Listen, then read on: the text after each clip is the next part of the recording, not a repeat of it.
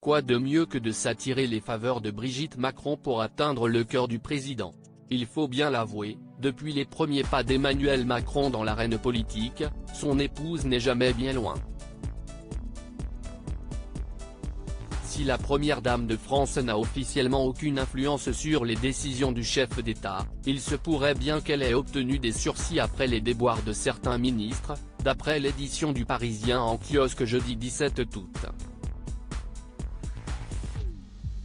Plusieurs sources ont confié à nos confrères que sa relation amicale avec l'ex-ministre de l'Éducation nationale Jean-Michel Blanquer, l'ancienne secrétaire d'État chargée des personnes handicapées Sophie Cluzel ou encore avec l'ex-secrétaire d'État chargée de l'économie sociale et solidaire et de la vie associative Marlène Schiappa, leur aurait permis de grappiller un petit peu de temps au gouvernement.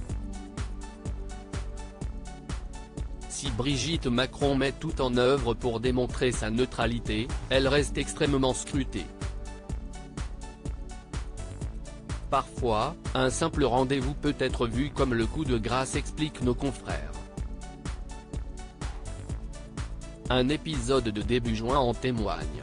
Après avoir reçu les parents de la petite Lindsay, victime de harcèlement scolaire, alors que ces derniers étaient ressortis déçus de leur rencontre avec l'ex-ministre de l'Éducation, Pape Ndiaye, un macroniste a confié aux Parisiens que cet acte a signé son arrêt de mort.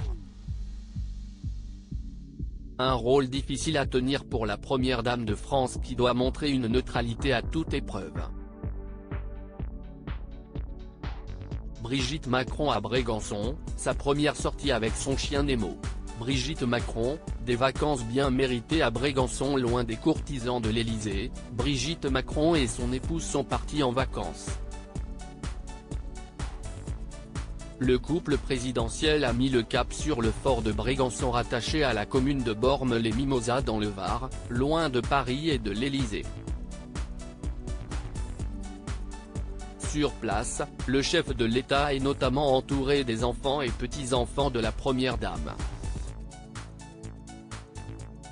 Brigitte et Emmanuel Macron apprécient aussi faire des sorties extérieures, notamment au restaurant ou tout simplement pour savourer une glace au lavandou.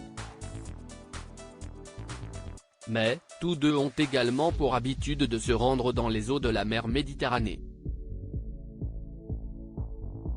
Un moment de détente avant la rentrée qui s'annonce bien chargée. Crédit photo, Stéphane Le Mouton.